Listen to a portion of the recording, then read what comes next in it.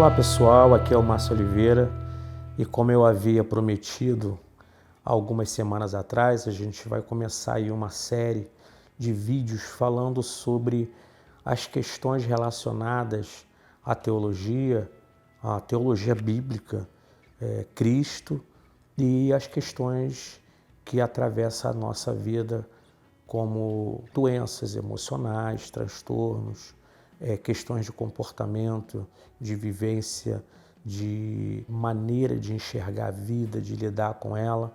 Tudo isso trabalhando junto com as questões da Palavra de Deus, com os textos da Palavra de Deus. A proposta é essa. Obviamente aqui a gente não tem a pretensão de esgotar o assunto. Se de alguma forma a gente conseguir agregar conhecimento, valores, conseguir de alguma forma instruir, ensinar em algumas questões, ajudar dando suporte emocional em algumas questões da vida de vocês e de todos nós, a gente já vai ter conseguido aí um grande êxito na nossa caminhada, nessa nova jornada através dos vídeos que a gente pretende apresentar para vocês. E de início eu queria falar com vocês sobre essa questão da origem da ciência. A gente sabe que existe um conflito milenar entre religião e ciência, mas eu não gosto de colocar a coisa no nível de religião versus ciências. Em primeiro lugar, porque a minha pegada aqui é Cristo. E a minha visão, o que eu penso sobre Cristo, que ele está acima de todo conceito religioso, de toda forma de religião humana.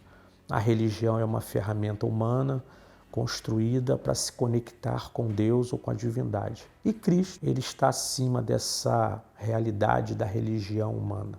Muito embora o Evangelho seja uma prática religiosa, na sua definição mais simples, porém, a gente não pode esquecer que o Evangelho é nascido em Deus e carrega o DNA e a natureza de Deus, não é um construto humano.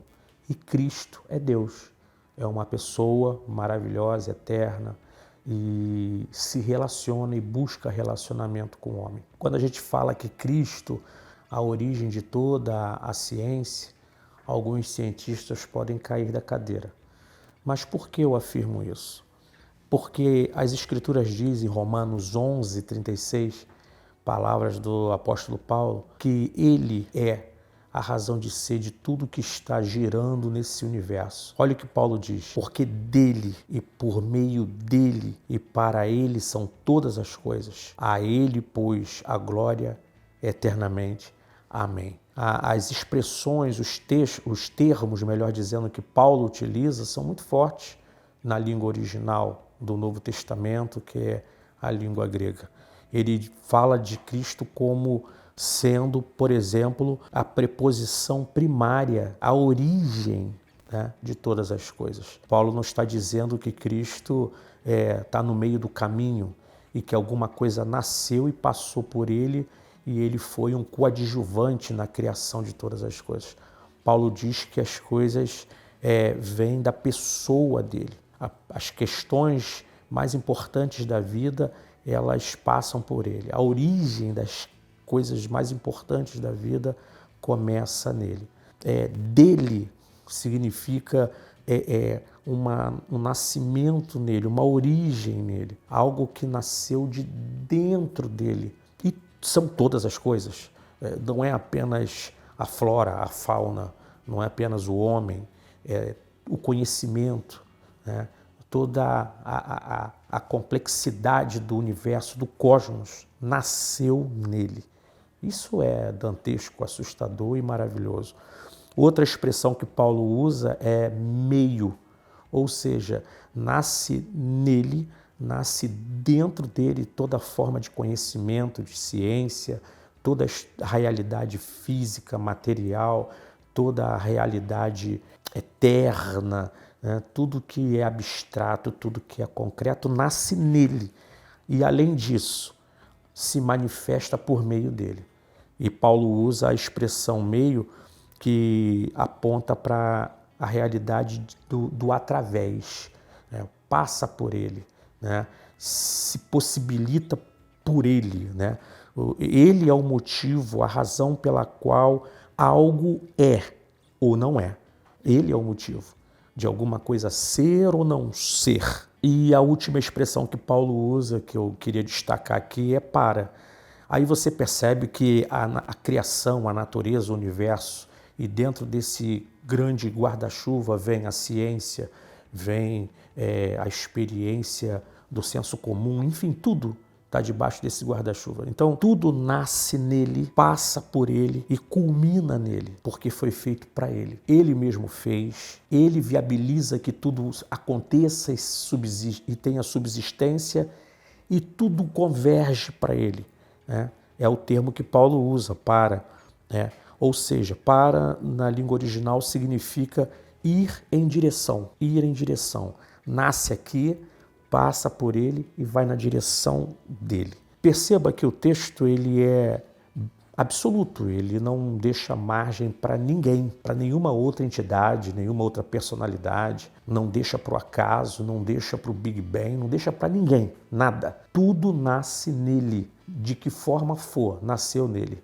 Tudo nasceu nele, passou por ele, passa por ele, é sustentado por ele e vai terminar nele. Outro texto que eu queria deixar para vocês, para a gente dar esse pontapé inicial nessa jornada nossa, e Colossenses 2,3 diz assim: em quem todos os tesouros da sabedoria e do conhecimento estão ocultos.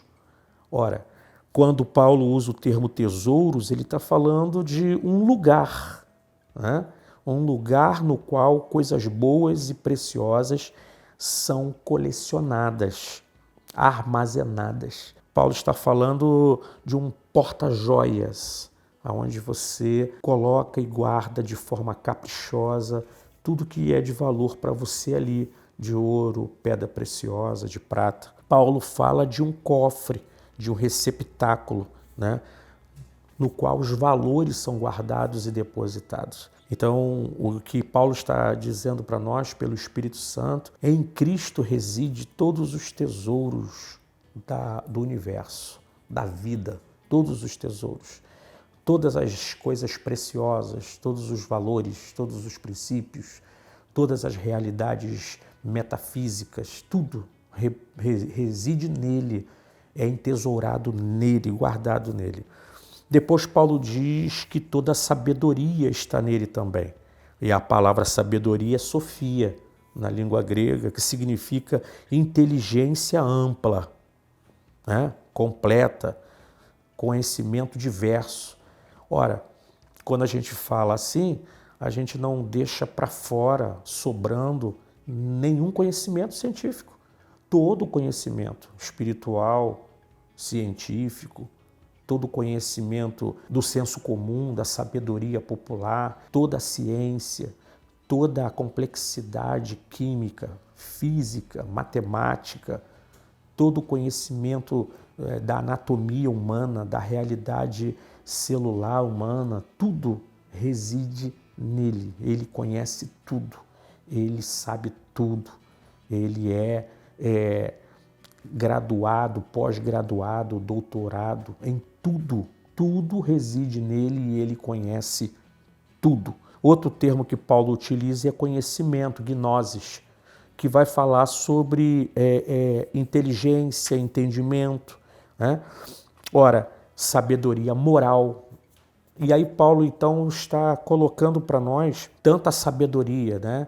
E a sabiência, a habilidade de se viver bem, de se viver com saúde, com qualidade de vida, se viver de forma espiritual saudável, como também toda a gnosis, né? Toda a inteligência, a capacidade de criar, de produzir, a capacidade de inventar, emana dele.